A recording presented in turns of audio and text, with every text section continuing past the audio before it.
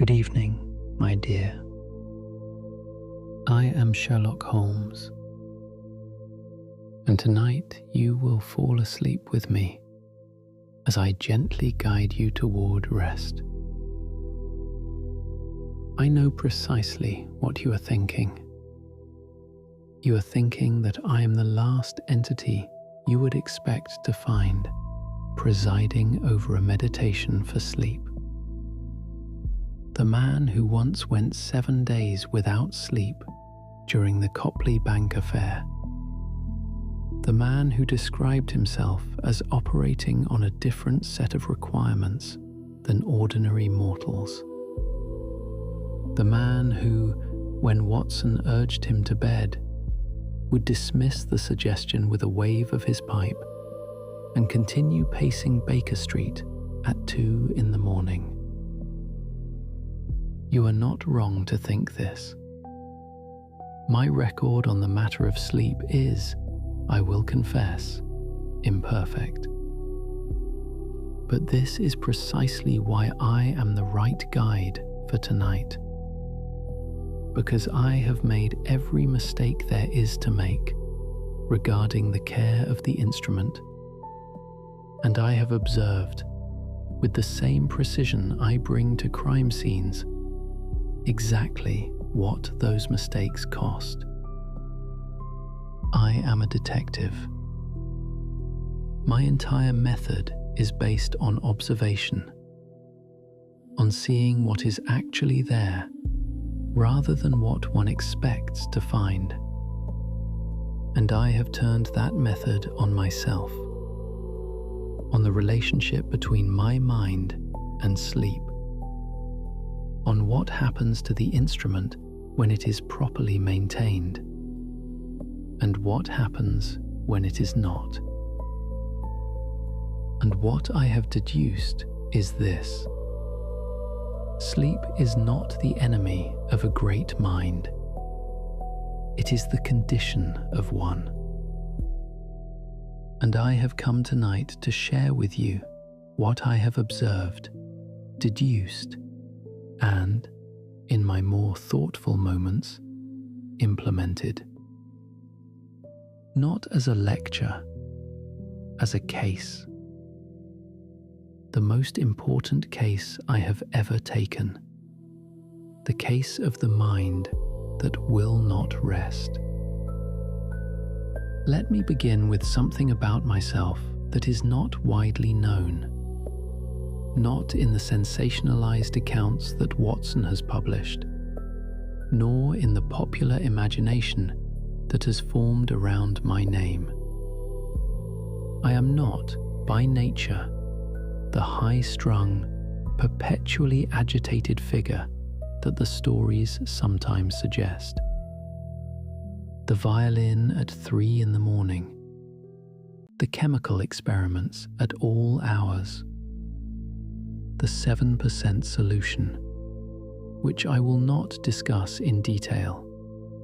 Suffice to say, it was a profound error of judgment that I have long since corrected. These behaviors were symptoms of a specific problem that I have spent years understanding.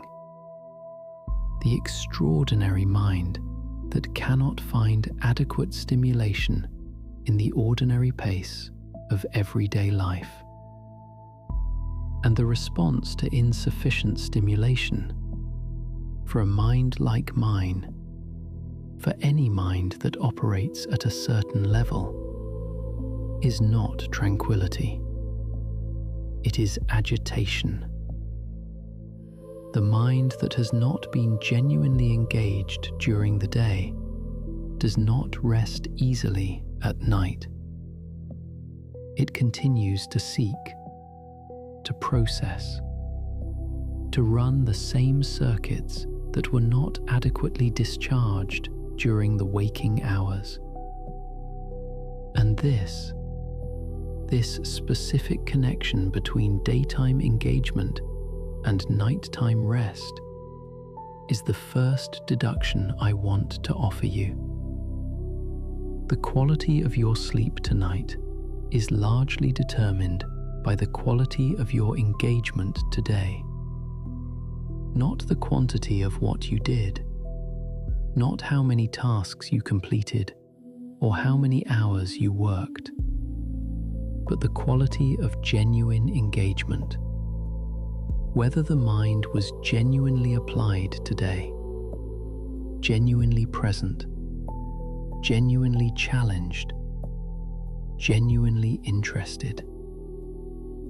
The mind that has been genuinely engaged, that has done real thinking, real problem solving, real connection, arrives at the night's edge with a specific quality of tiredness that is completely different from the tiredness of boredom or the frantic exhaustion of busyness without purpose. It is the tiredness of genuine expenditure, the satisfied, complete tiredness of a fire that has properly burned. And a fire that has properly burned does not continue to crackle anxiously. It settles into embers, warm, steady, complete. This is what I want for you tonight. The ember tiredness, the fire properly spent.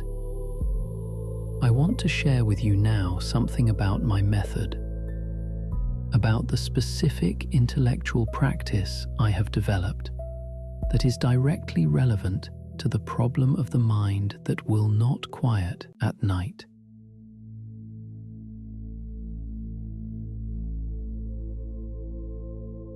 I have what I call my mind palace. Watson knows of it. Some of my clients know of it. But what most people do not understand is that the mind palace is not merely a memory tool. It is a filing system. And filing systems exist for a specific purpose: to put things in their place so that you do not have to carry them. When I have solved a case, when the relevant information has been processed, organized, and utilized, I file it. I place it in its designated room in the palace. The door closes, and I am free.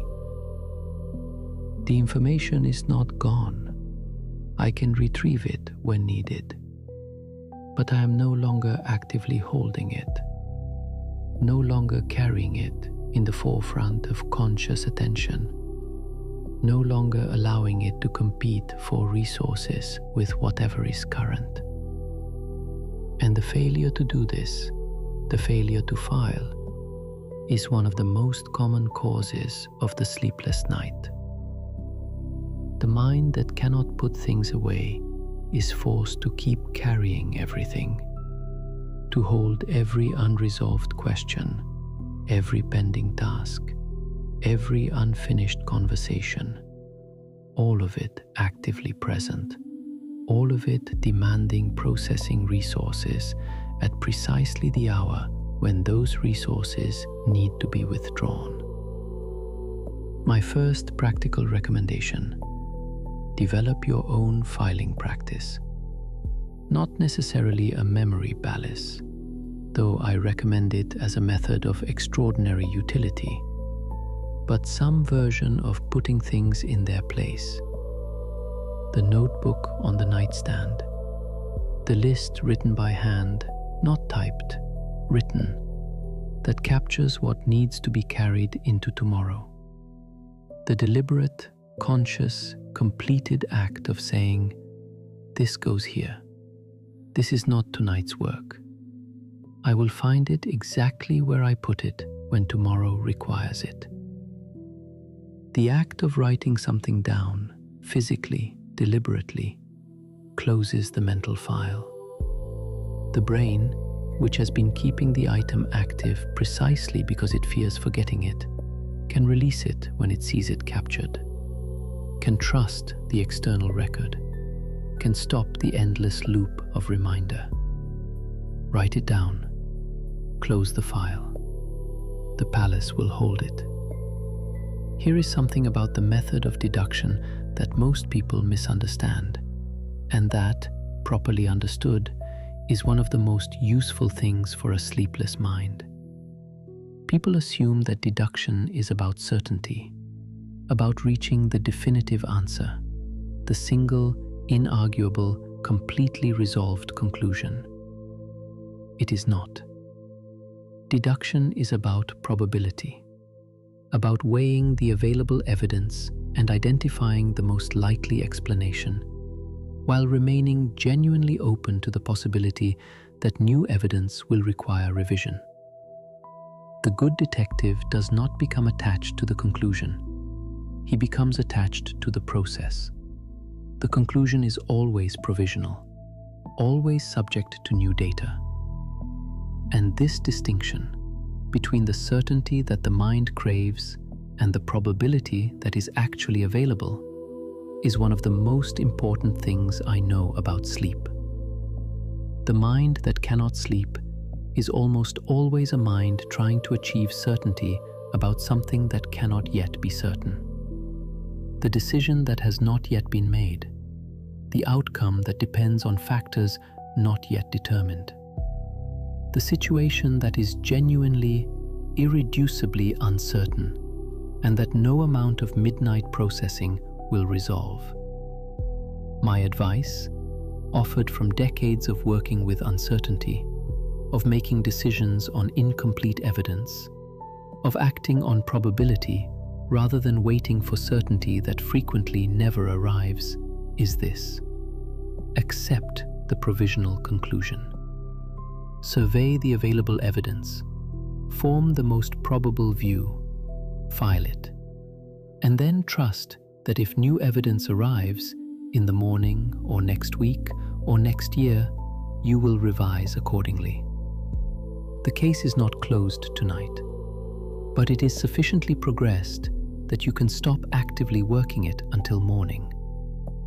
A detective who works through the night on every case arrives at each new case depleted, less observant, less precise, less capable of the elegant reasoning that produces genuine solutions. Rest is not the abandonment of the case. It is the preparation for solving it. I want to tell you now about something that Watson observed about me that I have never fully confirmed or denied, but that, in the privacy of this particular conversation, I will acknowledge is true.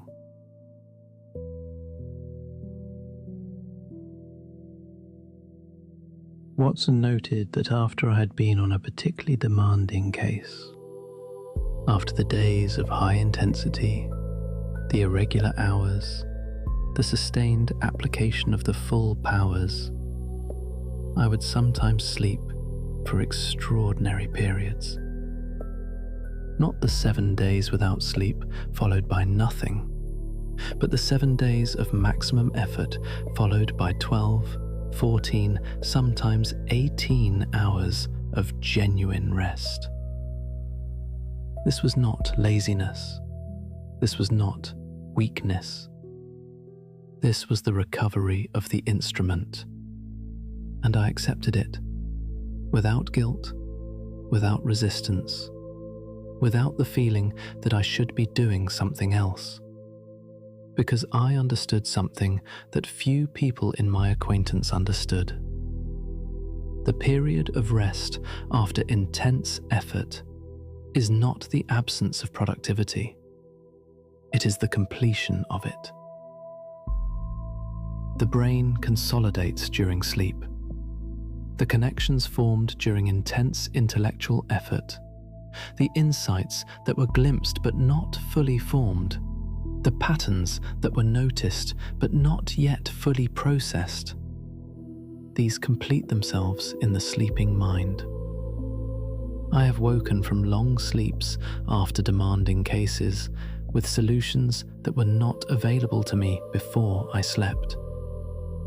Not because sleep is magical, because sleep is the completion of the process that the waking mind began. The detective who deprives himself of this completion, who pushes through the rest period with more work, is throwing away some of the insights that the work produced. He is like a man who develops a photograph in bright light, destroying the very image he worked so hard to capture. The darkroom of sleep is where the image develops, where what the day captured becomes visible, where the work of the waking hours becomes its most useful form. Do not deny yourself the darkroom. Let me tell you something about Baker Street, about the specific physical environment of 221B that I believe contributed significantly to my intellectual capacity, and that I think offers something practical for your own life. Baker Street was not comfortable by most standards. Mrs. Hudson was a remarkable landlady, tolerant, discreet, genuinely kind, but she had learned not to expect a tidy flat. The chemicals on the mantelpiece, the correspondence pinned with a jackknife to the centre of it, the violin experiments at ungodly hours, the tobacco in the Persian slipper. But amid all of this apparent disorder, there was one space I maintained with something approaching care: the chair by the fireplace. The specific chair, the high-backed armchair where I did my thinking, where I sat when a case required not activity but reflection, when the data had been gathered and what remained was integration. That chair was my deliberate rest space. Not sleep. I did not sleep in the chair, but genuine rest. The rest of a mind that has stopped gathering and begun integrating, that has closed the eyes to the external world and turned attention inward, to the palace, to the files, to the patterns forming below conscious attention. Watson sometimes thought I was doing nothing in that chair. He was wrong. The chair was where some of my best work happened, precisely because it did not look like work.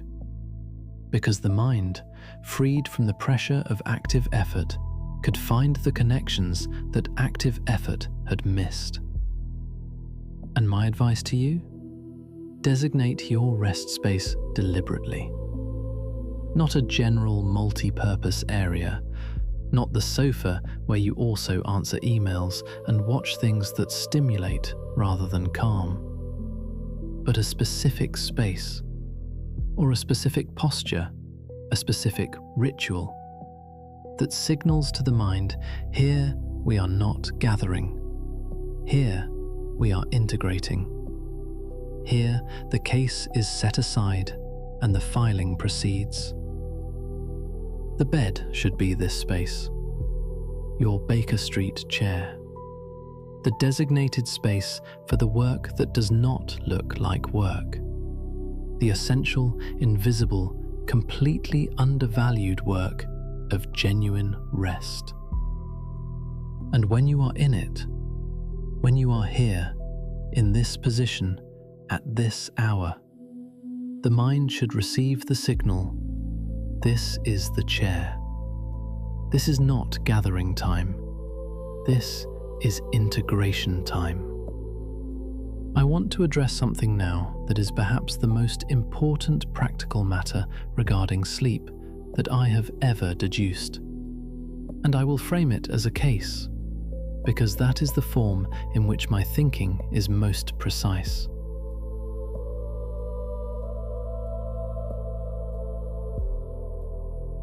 The case of the self-defeating sleeper.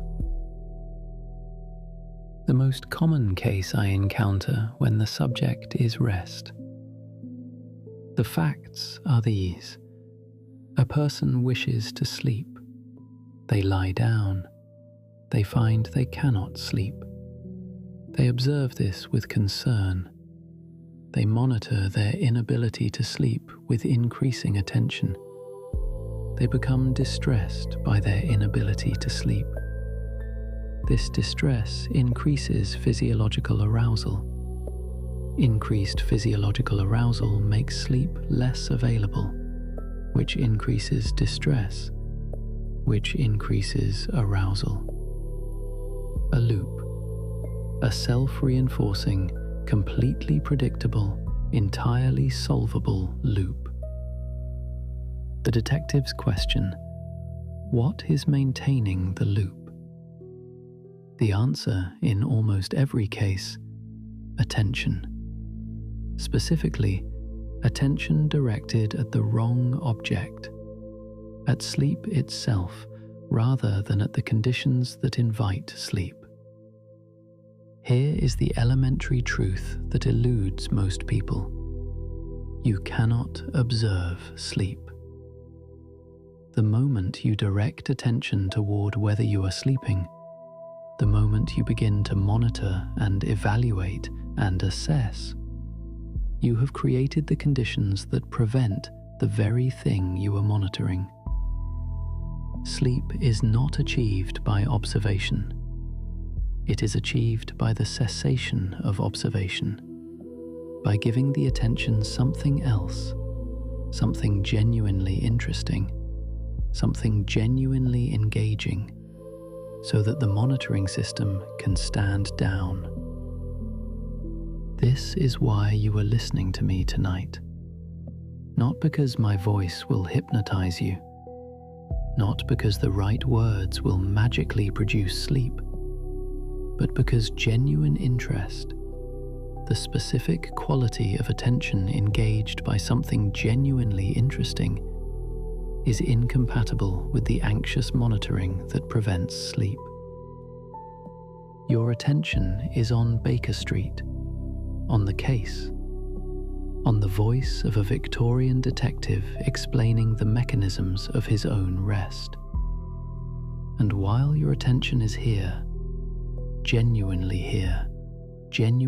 engaged, the monitoring system has been given something better to do. And sleep, finding the conditions improved, approaches. Let me tell you something about observation, about what I have learned from a lifetime of watching people that is specifically relevant to the quality of rest.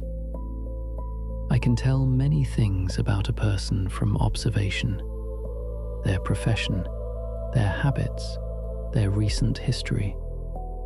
But the thing I find most telling, the thing that reveals the most about the inner life, is not the dramatic clue. It is the posture. Specifically, the posture of a person at rest. Not at ease. People can maintain a social ease while holding enormous tension in the body.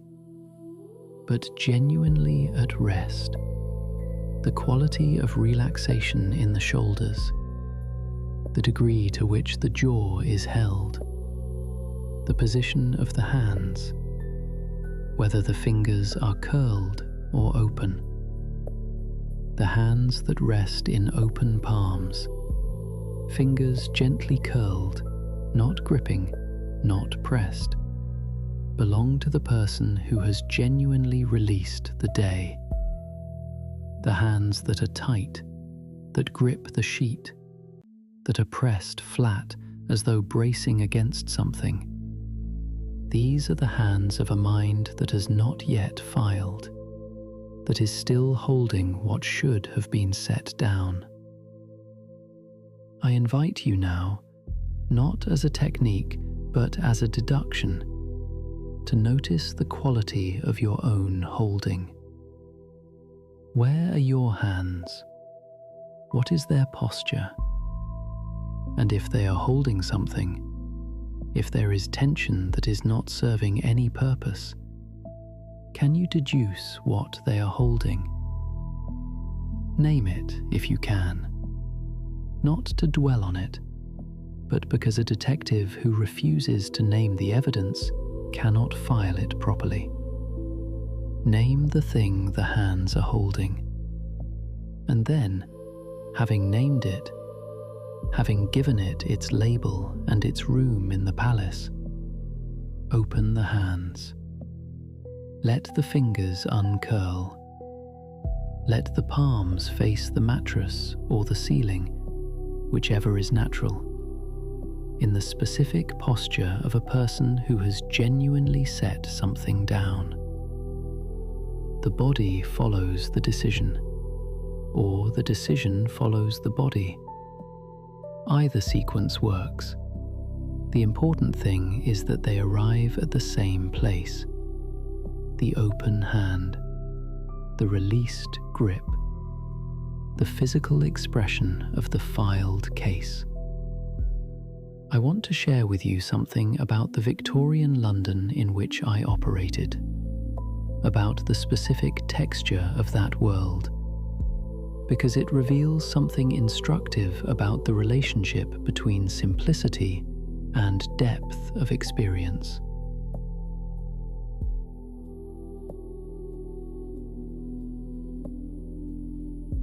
London in the 1880s and 1890s was not a simple place. It was the largest city in the world, a hub of commerce, crime, politics, culture. The fog was real, not a romantic invention, but actual coal smoke fog that could reduce visibility to a few feet. The sounds were extraordinary. The clatter of horses on cobblestones, the cries of street vendors, the foghorns on the Thames. And yet, within this complexity, the pace of information was incomparably slower than yours. A letter took days to arrive from another city. News from the continent might be days old when it reached Baker Street. The world beyond immediate experience was genuinely remote, known through newspapers and letters and occasional telegrams, not through an instantaneous, continuous, never silent feed. And I want to suggest, without romanticizing the Victorian era, which had profound problems of its own, that the enforced simplicity of information contributed specific and valuable to the quality of thought. When you could only receive so much information per day, the information you did receive received your full attention. There was time to think between the letters, time to integrate between the news items, time for the mind to process one thing before the next arrived. Your world does not provide this time automatically. You must create it deliberately. The Victorian equivalent of putting down the newspaper, which I did every evening by a certain hour, is, for you, the deliberate cessation of the information feed. The turning away from the screen, the creation of the hours of genuine quiet in which what has already been received has time to be processed. The mind can only process what it is given time to process. Information without processing is merely noise. And the mind that is fed noise continuously does not accumulate wisdom, it accumulates congestion. Tonight, the newspaper is down. The telegram has been answered. The information feed is quiet. And what remains, in the specific Victorian study silence, is the mind's opportunity to process what it has received. Here is something about Watson, about my relationship with Watson, that I want to share, because it contains a teaching about rest and relationship that I find more instructive than almost anything I have deduced professionally. Watson thought that I did not sleep because I had no need of it, that my extraordinary mind operated on different requirements, that the rules which governed ordinary men did not apply to me. Watson was wrong. He was right that my mind is unusual. He was wrong that unusual minds do not require rest. What Watson understood, what he communicated in his accounts, even when he did not fully understand it himself, is that the periods of rest he witnessed me in were the periods when I was most genuinely present. Not the manic periods of brilliant deduction, the quiet evenings, the times when the violin was played gently rather than frantically, the moments over a pipe by the fire when words were not necessary. Watson was my resting companion. Not because he was boring, Watson was not boring, but because his presence was one of the few that did not trigger the restless seeking of my mind. He was, in the language of the era, good company. The specific kind of good company that does not require performance, that accepts the silence, that does not need to be entertained or impressed, that allows the other person to simply be. And this is a teaching about the relationships in your life that I offer with genuine sincerity. Identify the people in whose presence you rest. Not the people who energize you, though those have their value, but the people in whose presence the performing stops, in whose company the monitoring relaxes, in whose company you do not need to be particularly interesting, or particularly capable, or particularly anything. These people are rare, and they are worth more than Watson ever knew he was worth to me, which is very much. Cherish the people in whose presence you rest, not because they are passive or undemanding, but because their specific quality of presence is the closest a human being comes to the gentle fire, the quiet evening, the Baker Street sitting room at the end of a long case.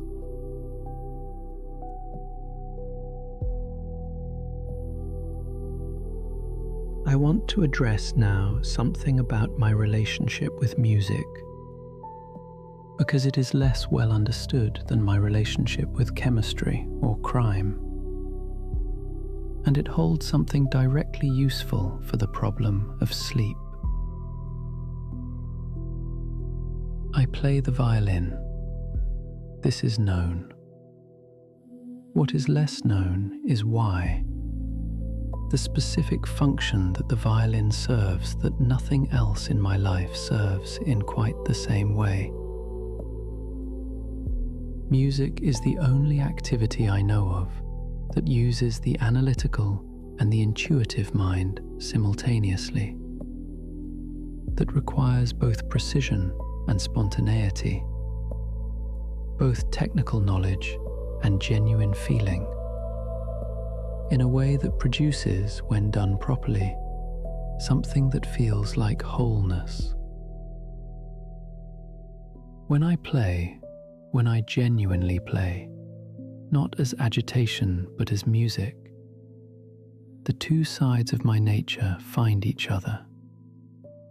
The cold, analytical machine and the man underneath it. The reasoning engine and the person who has feelings that he does not always know what to do with. Music does this without effort, without the awkwardness of direct emotional expression, without the words that I find inadequate for the purpose. And the specific piece of music, the mood and tempo and key, shapes what the playing does to the mind. The frantic, experimental playing of a difficult case is not the same as the slow, deliberate Mendelssohn evening. One activates, the other settles. And my advice about music and sleep? Pay attention to what you listen to in the hour before rest. Not because music is magical, but because the brain is genuinely responsive to auditory input. Music at a tempo of approximately 60 to 70 beats per minute, which is the resting heart rate range, has been shown to synchronize with and slow the heart rate. The brain follows what it hears. Give it something slow and deliberate to follow, and it will follow. The frantic, stimulating, fast-tempo content, the news, the argument, the music that agitates, this is the frantic violin playing. It keeps the machine running at full capacity. Tonight, choose the Mendelssohn, whatever your Mendelssohn is. The quiet, the slow, the deliberately settling, and the machine will follow it down. I want to tell you now about something that has never appeared in Watson's accounts, because Watson was discreet about certain things, and because this particular habit of mine did not fit the image he was trying to construct. I walk, not the dramatic walks of pursuing a criminal through London's fog, but the deliberate, purposeless, genuinely therapeutic walks that I take at the end of a demanding day. Through Hyde Park when weather permits, along the embankment when the air is clear enough, through the quieter streets of Marylebone when I prefer solitude. These walks serve a specific function. They provide the body with the physical movement that has been absent during the long hours of intellectual work. And they provide the mind with a specific quality of attention that is neither fully focused nor fully unfocused. The walking mind is a processing mind, moving through space, observing without analysis, allowing thoughts to arise and pass without the pressure of directed investigation. Many of my best solutions arrived during these walks, not because I was thinking about the case, I deliberately was not, but because the unfocused walking mind found the connections that the directed thinking mind had missed. The peripheral processing, the non-linear connection, the insight that appears apparently from nowhere when the pressure of seeking has been removed. The science now confirms what I observed. Physical movement, particularly walking, increases activity in the hippocampus, the brain structure most associated with memory and integration. The walk is not a distraction from thinking. It is a form of thinking, a different form, operating on different principles, producing different kinds of output.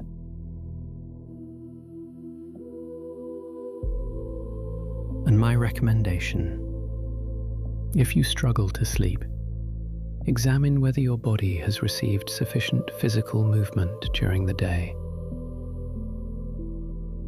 The brain that occupies a body that has not moved is a brain that has not received one of the signals that precedes rest: physical tiredness. Intellectual tiredness and physical tiredness are not the same. Both contribute to sleep. And the absence of physical tiredness, the body that has spent the entire day in a chair, is one of the most common and most correctable contributors to the difficulty of falling asleep. Walk, even briefly, even just around the block before bed. Give the body its tiredness as well as the mind. Here is something that Mycroft, my brother, taught me without intending to, simply by being who he is. Mycroft Holmes is, in some respects, the more capable of us. His powers of observation exceed mine in certain domains. His ability to synthesize information from diverse sources has no parallel that I know of. And yet Mycroft does not rush. He does not pace.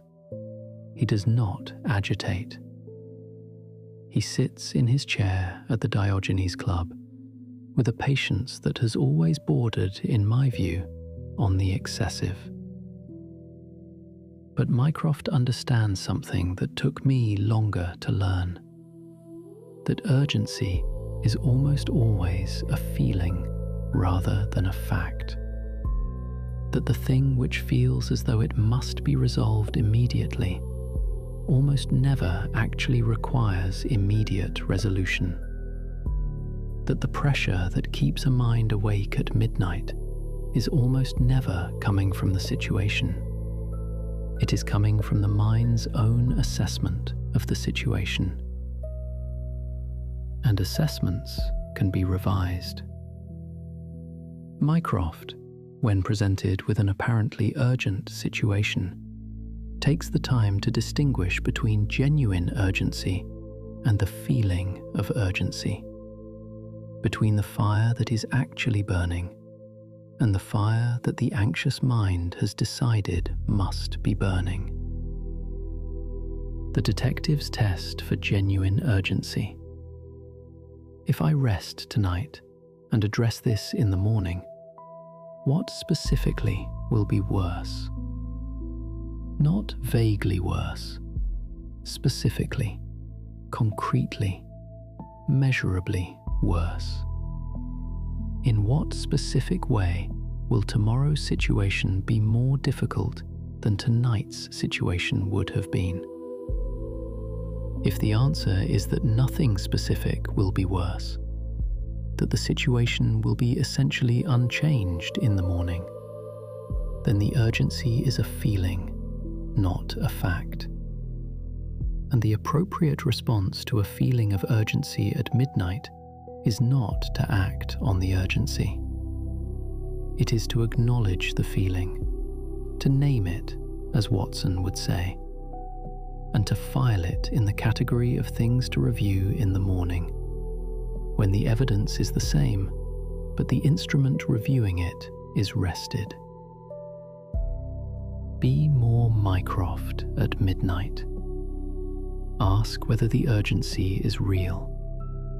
And if it is not, if it is merely the anxious assessment of a tired and over-activated mind, give yourself permission to sit in the chair, to set the case aside, to rest. I want to share with you now something about the method of working a case that I have refined over many years, and specifically about the practice of what I call the deliberate pause, because I believe it is one of the most useful things I can offer you for the management of a busy mind. In the middle of a complex case, when the evidence is gathered and the deductions are in progress, there comes a point where continued active processing is counterproductive, where the mind has more information than it can consciously handle, where the pattern is present but not yet visible to conscious attention, where the solution is somewhere in the palace but has not yet found its way to the surface. At this point, I pause, deliberately, by choice, not by exhaustion. I cease the active investigation. I put down the papers. I turn to the violin, or to a walk, or occasionally to Watson's company. I do something that does not require the analytical mind. And in this pause, in the deliberate cessation of active processing, the solution frequently presents itself. Not always immediately, sometimes after hours, sometimes the next morning. But it comes through a mechanism that conscious directed thinking cannot replicate. The background processing of a mind that has been given permission to work without pressure.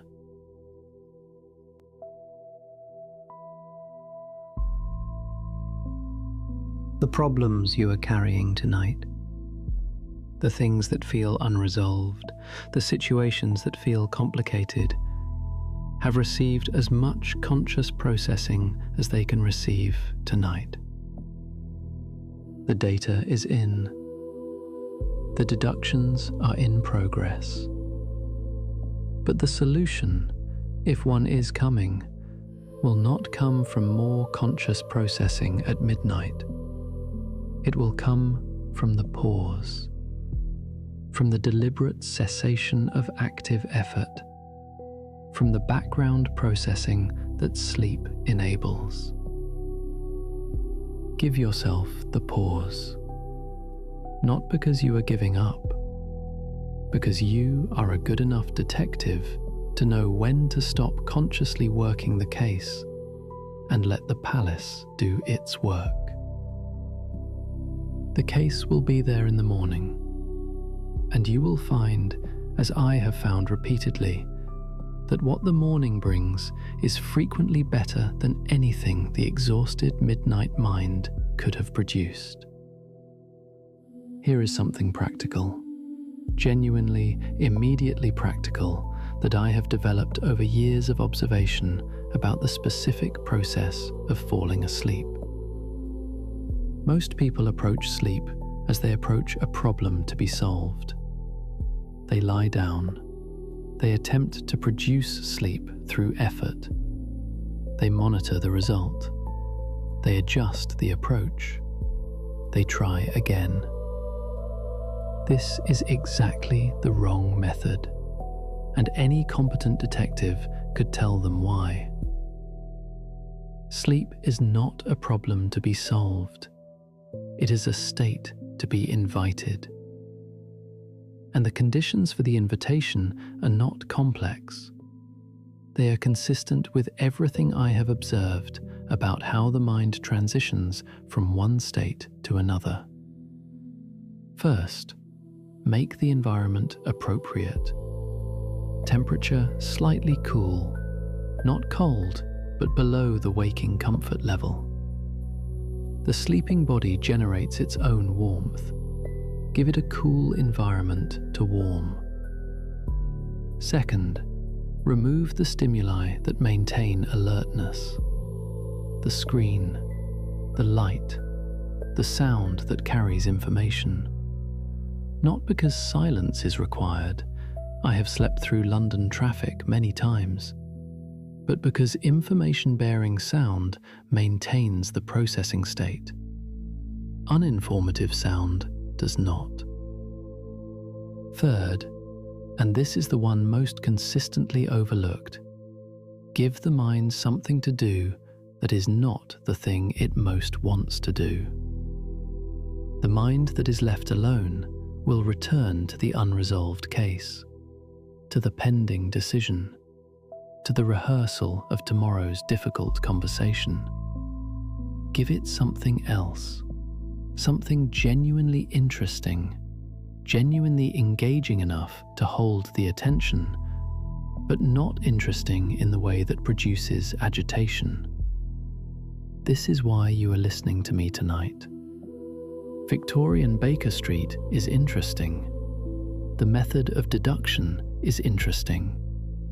The voice of a fictional detective is interesting, but none of it is urgent. None of it requires action. None of it produces the stress response that keeps the nervous system alert. It occupies the mind, which would otherwise return to the case, while the body prepares for rest. And eventually, the preparation completes itself, and the mind, finding the interesting distraction still present, follows the body into rest. I want to say something now about the nature of observation itself, about what I have learned from decades of looking carefully at things, because I think it is one of the most useful gifts I can give you, not just for sleep, but for every day that follows. Most people do not observe. They see, but seeing and observing are not the same thing. Seeing is passive. The eye takes in what is there. Observing is active. It is the deliberate, intentional turning of attention toward what is actually present. I once asked Watson how many steps led up to our Baker Street rooms. He had climbed them hundreds of times. He could not tell me. Not because his eyes had not registered the steps, but because his attention had never been directed at them. He had been present without observing. The answer, incidentally, is 17. And the question I want to ask you, the practical, applicable question, is this: how many steps lead to the most important places in your life? Not literally, but figuratively. How well do you actually know the people you share your life with? The specific details of what they love and what they fear. The 17 steps of their particular inner life.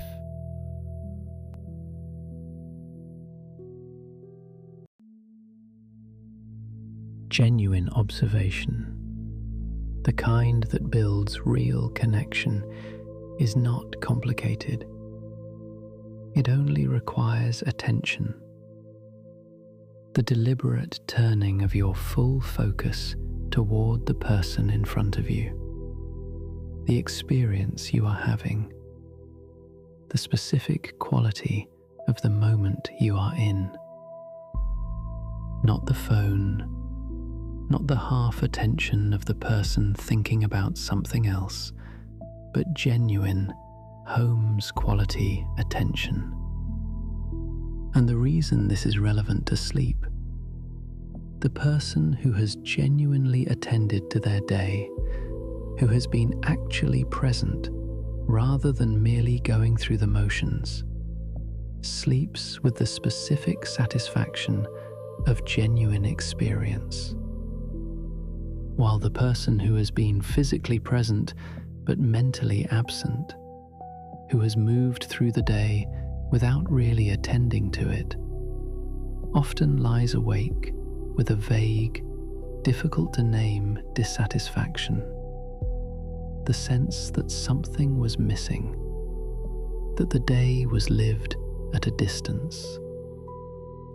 The missing thing is observation, the 17 steps, the genuine attention that converts experience from information into life. I want to offer you something now that I have never offered any client, because clients require solutions to cases, not reflections on the nature of mind. But you, tonight, are not a client. You are a companion, and companions receive the truth. The truth is that I have found, after years of treating the mind as a machine, after years of believing that emotions were inefficiencies and rest was for lesser intellects, that I was profoundly wrong about several things. I was wrong that emotions interfere with reason. What interferes with reason is unprocessed emotion, the feeling that has been denied and suppressed until it has built sufficient pressure to disrupt everything.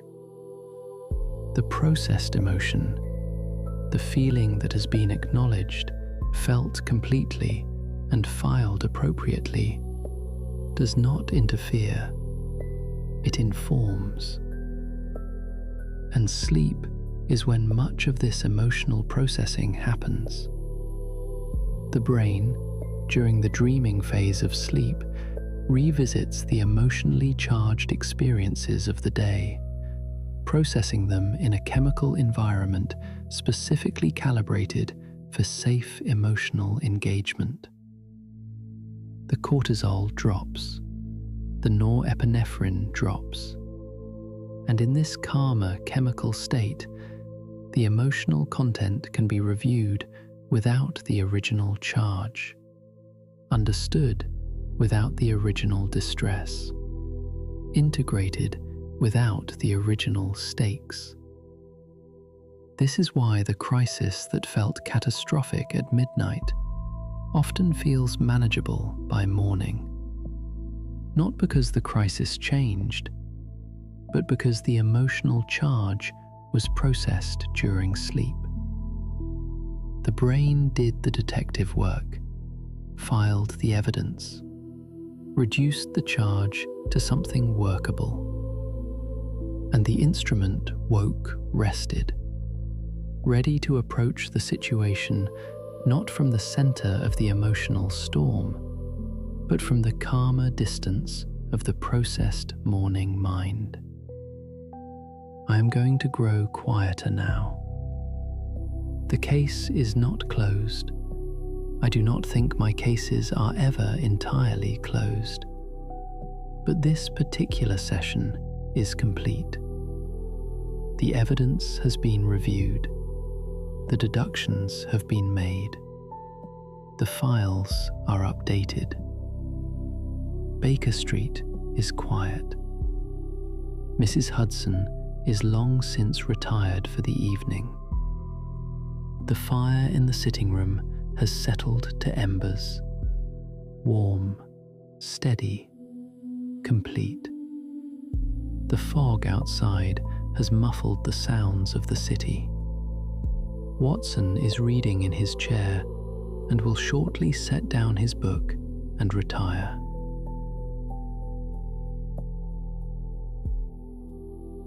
And I, the man who once went 7 days without sleep, who paced Baker Street at 3 a.m, who dismissed rest as a failure of the instrument. I am sitting in my chair, with the violin across my knee, not playing, simply resting, in the specific satisfaction of a mind that has done its work, that has filed what needs filing, that has decided with the authority of long experience that the unresolved cases can wait. The instrument needs maintenance, not tomorrow, tonight, now. In the only form of maintenance that actually restores rather than merely delaying further degradation. Genuine rest. The 17 steps climbed, the fire settled, the case set aside. The mind palace closed for the evening. Elementary, my dear. Quite elementary. The only logical conclusion given all available evidence. Sleep. Fall asleep with the feeling that you have filed what needed filing tonight, that the background processing of your sleeping mind will work on what the waking mind could not complete, and that tomorrow you will wake with the specific, rested clarity of a well-maintained instrument, ready to observe, deduce, and engage with whatever the day brings.